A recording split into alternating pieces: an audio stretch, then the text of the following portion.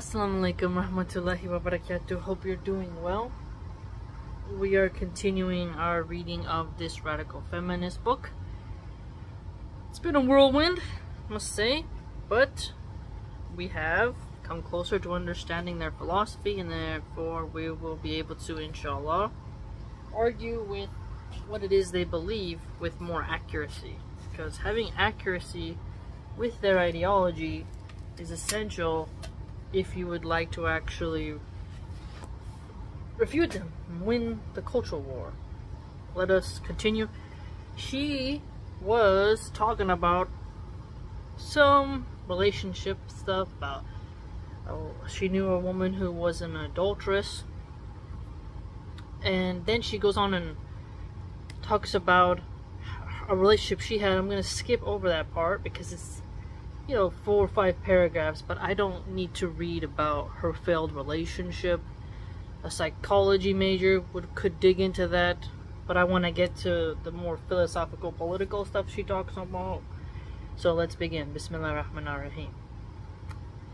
This narrative in straight couples is demeaning to everyone involved. It's a small-minded single story that insists that there's only one way for power to work between people of different genders.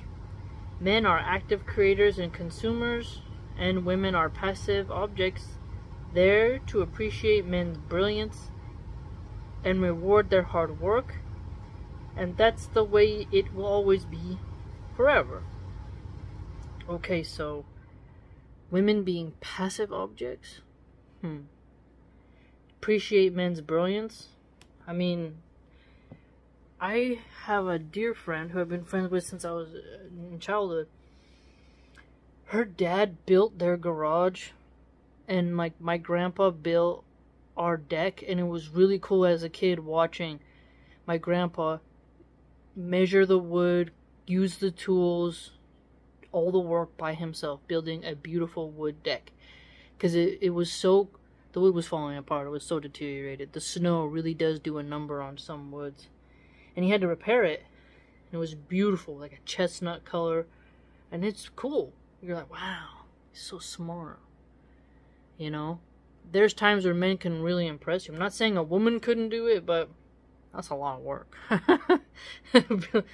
That's a lot of work, and it's loud. So I appreciate that.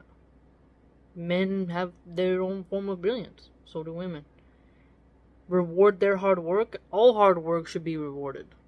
My husband rewards me with hard work that I do with the children by bringing me a vanilla latte and a cheese Danish. Men are protagonists of their own stories, and women are the sidekicks, love interests, or straight up non-player characters. Oh, she called us NPCs. They're to provide men with an exciting side quest and fold up and disappear when they're done with them. Well, I mean, this gets to that philosophy of those occultist women who call themselves the main character. You need to have main character energy. I mean, there's a saying that a lot of Latinos have: in every head there's their own world. And that's true. I mean, I literally can't spend time thinking about what's in your brain before I think about what's in my own brain.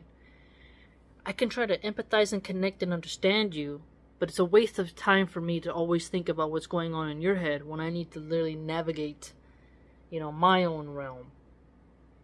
Right? So, I mean, we all have our own stories, and our husbands are kind of like sidekicks in our life, because on Judgment Day, I'm standing there.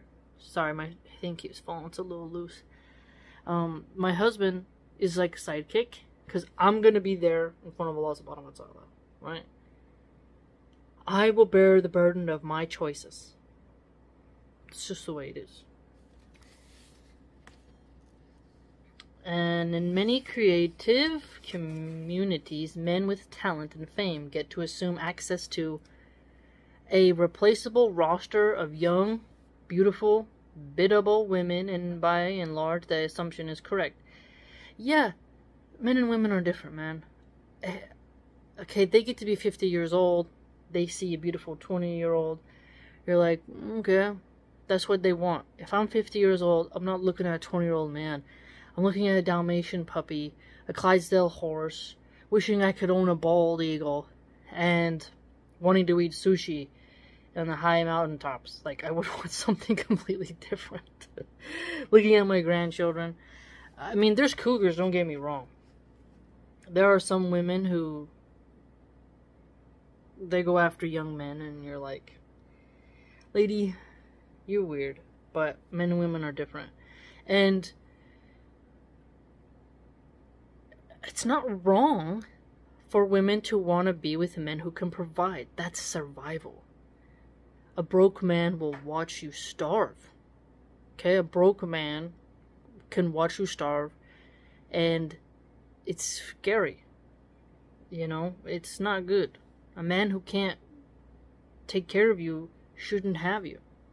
Men with resources can take care of you. Those powerful, influential men are treated as if sexual and romantic access to those women is part of the reward for success.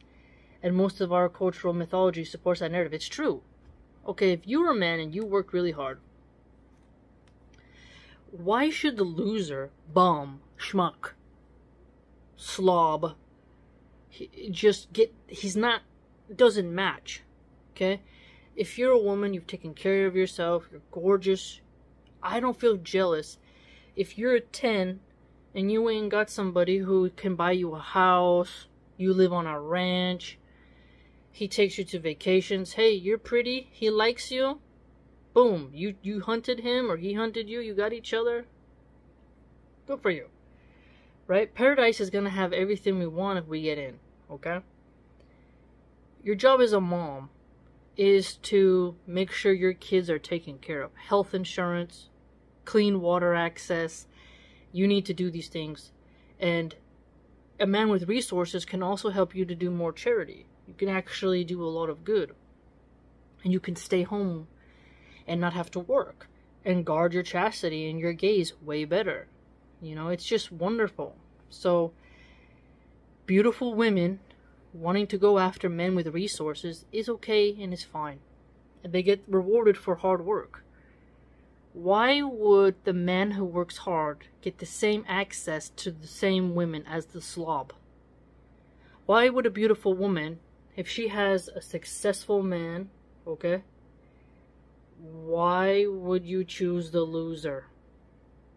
Okay, why am I gonna buy the broken car when I can be given the car I need for the job? Okay, if I need a truck, right, I want a truck to carry loads, pull a horse trailer, whatever, haul things, or you give me the broken truck that has a radiator problem, the transmission's gonna blow out pretty soon. Why would I do that? For the same price tag? No, I don't think so. So, the women choose those men. This is the thing she's leaving out. You can be resentful of, see, the young, beautiful, right there. Older, less beautiful women get very jealous. And it's painful, right? It's painful for women when we get to 30 years old to be like, dang, man, beauty really is important to men. Because you hope that the man you marry can be good like the prophets and never commit adultery, right? But some women get hurt by the young women, and young women are competition. But if you get your children, you're provided for, you win. Beauty has to fade, okay? The witch who wants to stay beautiful and young forever usually becomes the psycho, you know? Look in Lord of the Rings, when you see the elves, they live for a long time. You're a beautiful elf lady, and you're gonna live for thousands of years, beautiful, and the man you love is mortal, and you'll watch him age and pass away. That's pretty harsh, you know? And what is it that in The Witcher, what's that stupid witch's name? I forget. Veronica? I forget. But the guy Witcher loves a lady who can't have kids. And it's like, okay, you're young and beautiful, but you can't have kids. There's always these stories in fiction Would you rather have children and a family and die and age? Or would you want to be young and beautiful, never have kids and live forever? You see, then love wouldn't have a purpose. And it's nice to age. You know, it's so much work. Who wants to deal with a 20-year-old guy who's full of testosterone? Who wants to deal with that? It's like, I understand we feel older. Like, give me some coffee and a book and leave me alone. And shoot. That's why I married older. You marry older, you're a mature guy. It's, you know, less drama. So, but I'm younger, see, so, you know, if you're going to marry your same age, that's going to be quite different then. Because you're going to be competing when you're 30 and, like, he's 30, and the women are 20, it's quite different. But it's up to each person. You know? What do you think? What does it mean to be lovable? Asked Dalila Gibrel in her brilliant essay, Decolonizing Desire. That's the most wokest title. Decolonizing. As if black men or Asian men or Latino men don't like the same types of women in terms of youth, beauty, fertility, and chastity. The politics of love. Who is and is not deserving a particular kind of love? How is love coded and reproduced? What and who is absent when love is represented? Gabriel points out the wealth of research showing that black and brown women are routinely passed over on dating sites and face extra challenges fitting into the model of dateability. I think it's how you carry yourself. Because Latina ladies, I've never heard of them having a problem. Sorry, if that was true, then how could those populations exist today? Right? If that was true, then why wouldn't Mexico, Honduras, Guatemala, Peru, why wouldn't all these countries just collapse and not exist anymore? I mean, my family's mixed race. I'm pale. I chose a Latino guy. My kids are mixed race. So we're getting a lot of mixed race people now.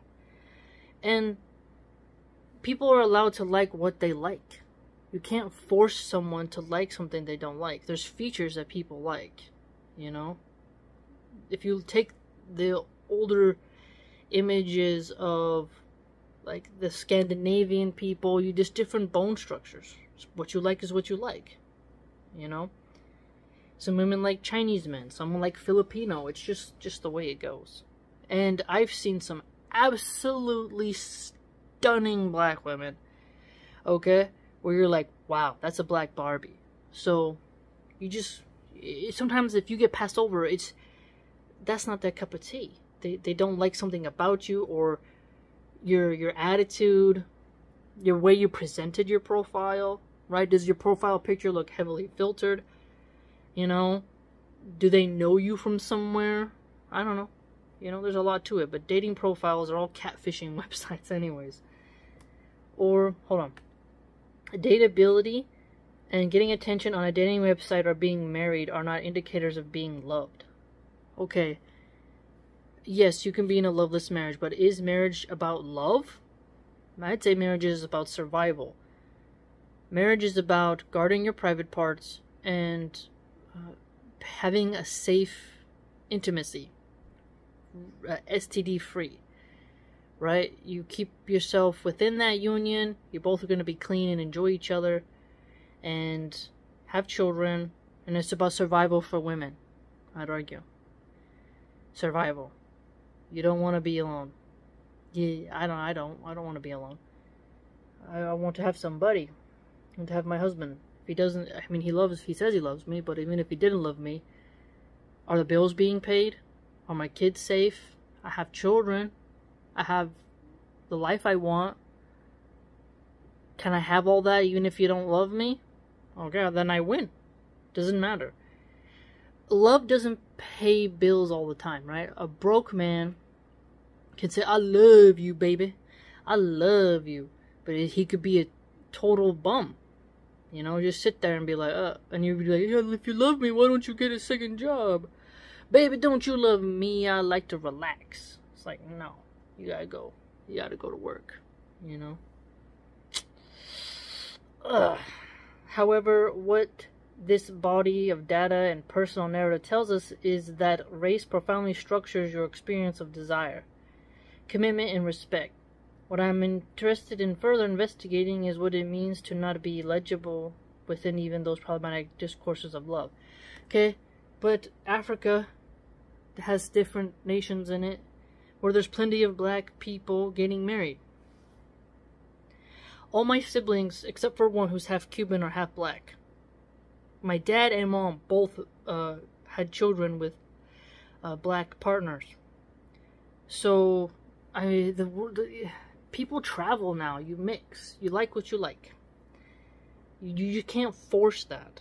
So who cares what a certain app is doing? You know? It doesn't really matter, personally. Don't read too much into it, is my opinion. The emotional need men appear to have to protect women is one of the most obvious ways the story of straight romance is shot through with racial as well as a gender prejudice. Okay, so emotional need men appear to have to protect women. Yes, you need to protect me from bad men and crazy witches. Okay? Now, if there's a crazy woman who comes up to me in the parking lot and she's like, I don't like what you say on YouTube, I'll like, square up. You know, you want to get down, we get down. But if, let's say she has a friend with her, and then another woman, and my husband decides to defend me with his muscles, and, you know, use his fists on someone's jawbone, well, he's going to protect me. Okay? That's his job. Alright? That's his job. He's going to protect me financially, going to help me to not commit stupid decisions, and to protect our home. I want him to protect me. If you don't protect me, then what the hell? Hello, I want to be protected. I don't want to have to do everything myself. Right? And so she said straight romance. So if a man's bisexual, he's not required to defend his partner from harm? It's just, you see how crazy she is? She thinks it's bad that a man would want to protect his woman from harm. Think about how crazy she is. So two lesbians, one of them is like, I don't have to protect you because I'm not straight. I'm gay. So therefore, I don't have to protect you. No, you love somebody, you protect them. Simple as that. Race has zero to do with it. The social construct of the fragile white woman, she's in pain. She's jealous. She's getting mad at the stereotype of the angry, masculine, combative black woman, and how black men have abandoned their women and choose snow bunnies, and she resents the feminine white archetype. That's what that is. She's racist. We already knew that, but she's insecure in her own femininity and not secure in her masculinity, and is very mad that there's the Victorian-esque white woman who needs help. Hey, I'm kind of I'm not a pretty princess, right? I'm more rugged. I'm comfortable with that. Very comfortable with that. And the fragile white woman, look at Ellie from The Last of Us.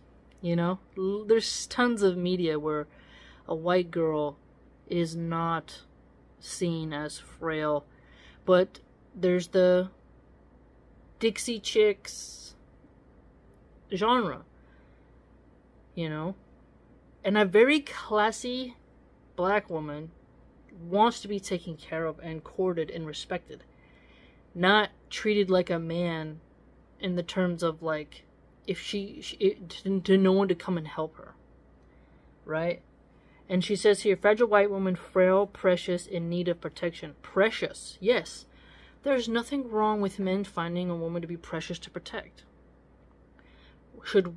What is the opposite of precious? Not valuable, not important. Okay? That plays out so often in modern race politics, has its corollary in the strong black woman who is assumed, by definition, to be less vulnerable and therefore less lovable. Well, so what do you want then? If you say, I'm a strong black woman, I don't need no man, and you make songs about it, and last time I checked the data was 70% of black women are in single homes. So, like, there's a high rate of single black women.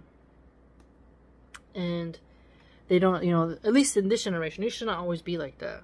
And in other countries, that's much lower, right?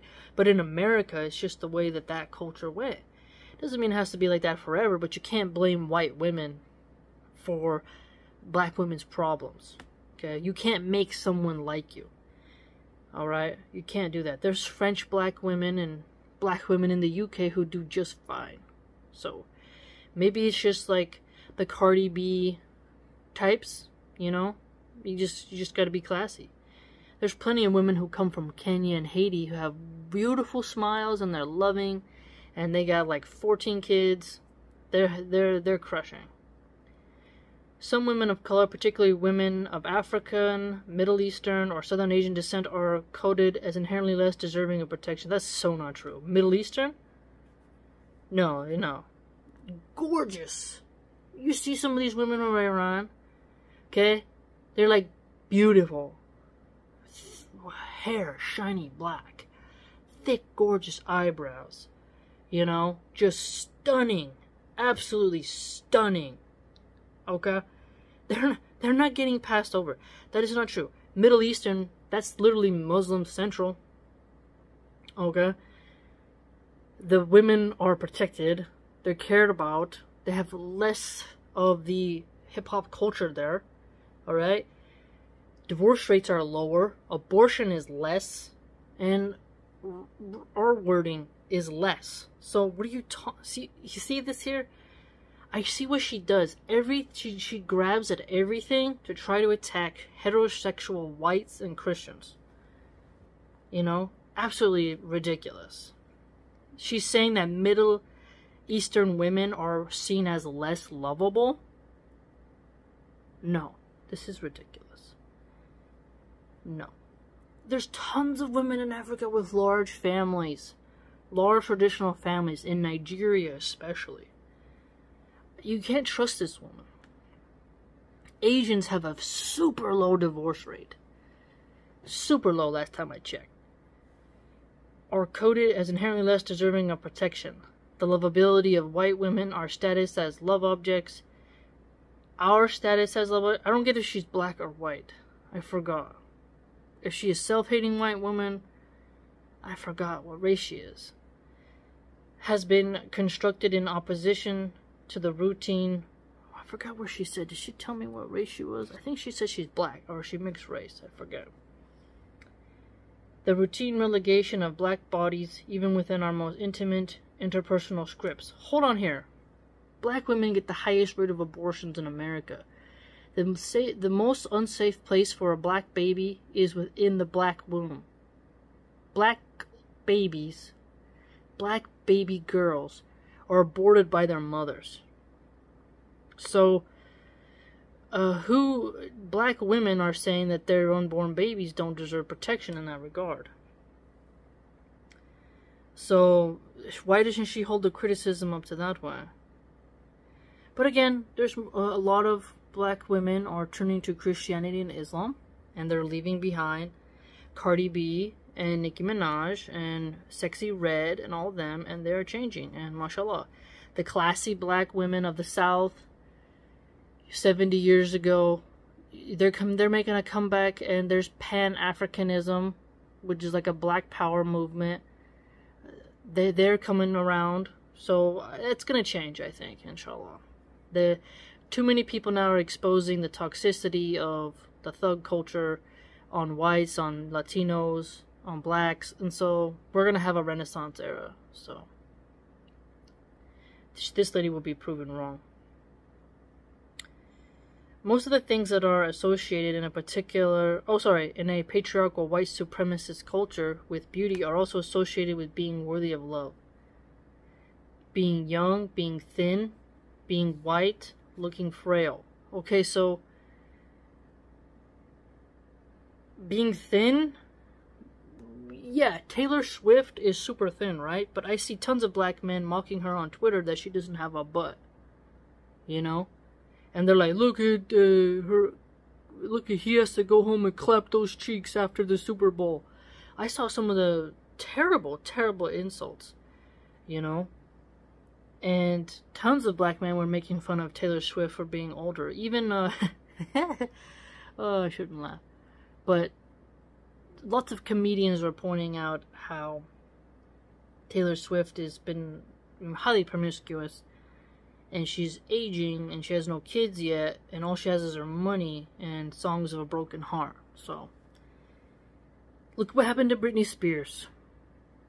Okay, Paris Hilton, like, that was a time, you know, that was a time.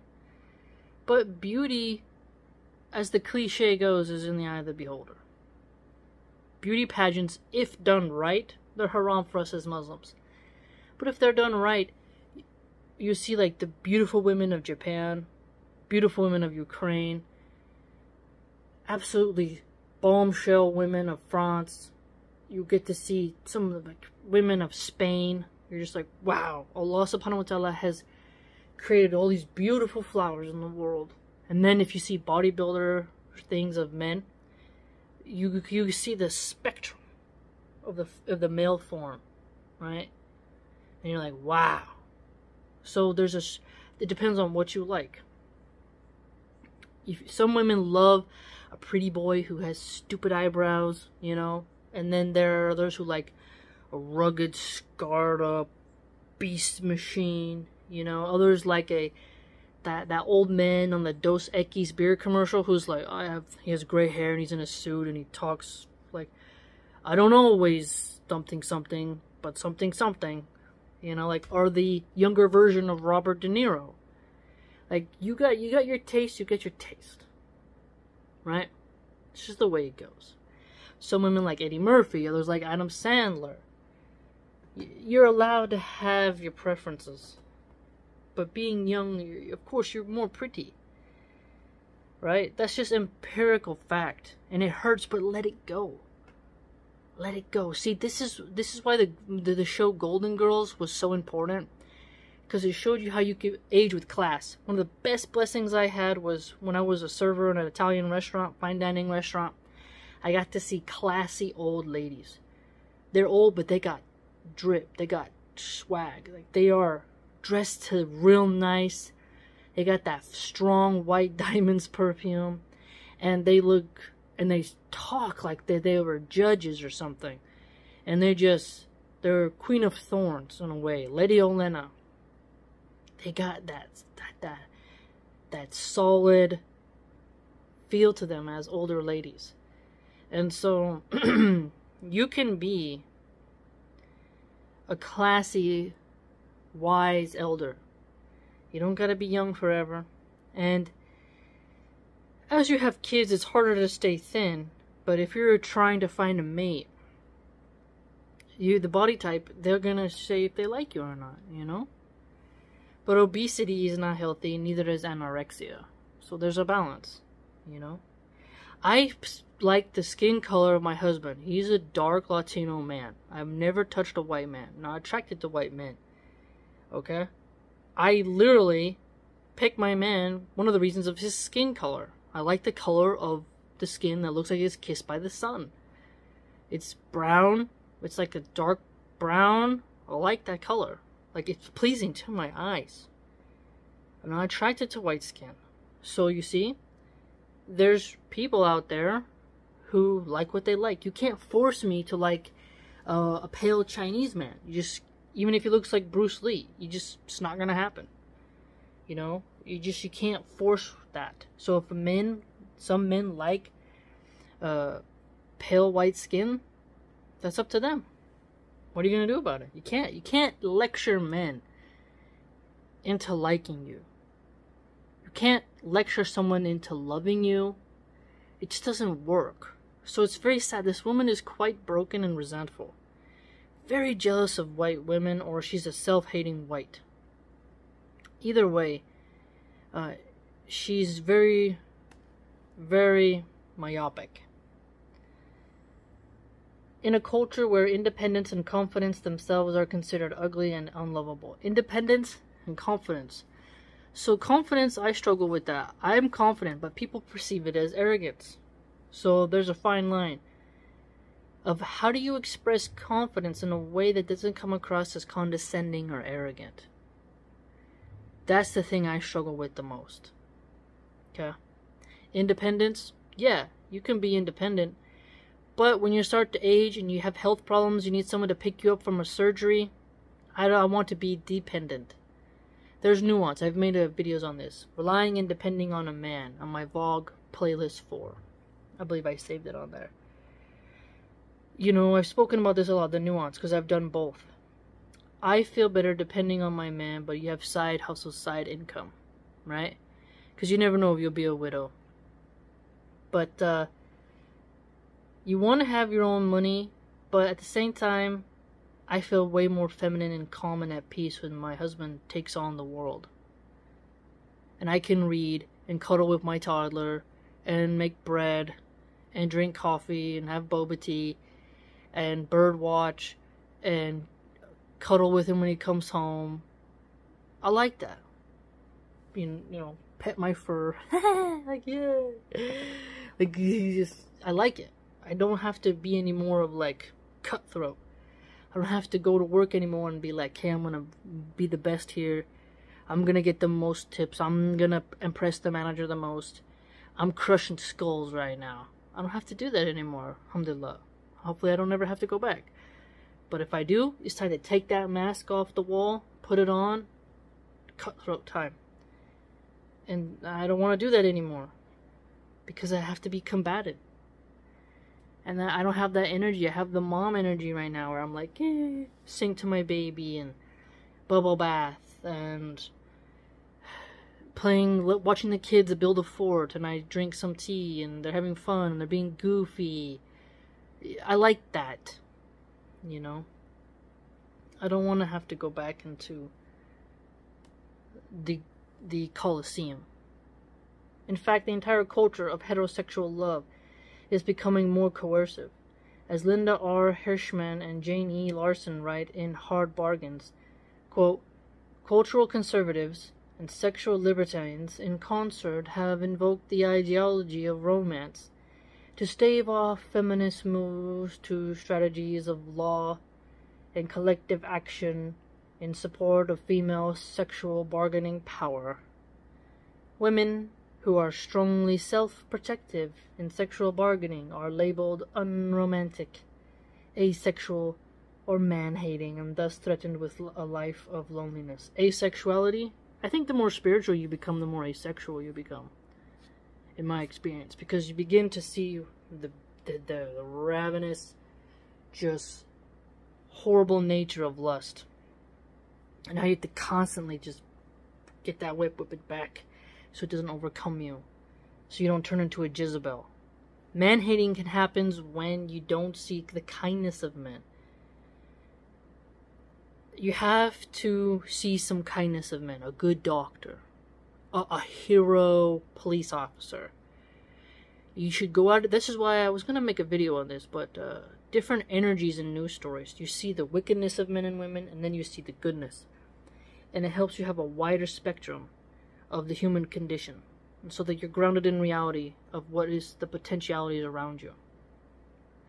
If you become man-hating, it's because you've seen too many porn addicts online insulting women. MGTOW, Red Pill. Those will make you dislike men. Hands down. They'll turn you off like, oh! You know, the way they act. But then when you see decent men who have class, vigor, chivalry, charisma, suave, formidableness, stoicism, then you're like, yes, that's what we like. And study the prophets, you know. Prophet Yusuf, he resisted women, right? So, be careful. Be careful. Let me know what you think. We'll pause there, because I'm sure everyone's going to come home now pretty soon. I'm seeing the timer here. And I want to make sure we're able to end on a good note without the toddler trying to take my tripod. So, yes, interesting section. She's highly racist, and she's self-hating and self-loathing. And I disagree with her much in this reading that we've done. She's as woke as they come. Right? But Again, we're doing due justice and digging through the text word by word and fully digesting, so no one can strawman me and say, oh, well, you just haven't read enough. You just don't know. Actually, I don't know any other Muslim woman on YouTube who goes word by word on the feminist woke philosophy, the Rad Fem's philosophy, is me. So I give them the time of day. And if one day I debate one of them, they can't say I don't know their philosophy, because clearly I do. By the way, I'm trying to fundraise. I'm only like less than $100 there. I need $500 total for my really nice bookshelf holder and the wood panel. And if you'd like to contribute towards that, you can do so via my blog on Subscribestar that I'll link in the description down below and in the description box. And if you could help with that, it would be great. I would really appreciate it because I'm not monetized. YouTube puts ads on my videos, but that's not me. So I'm not getting that money, whoever's getting money. But yeah, that would really help if you could do that. And take care, fam, and hope you learned something.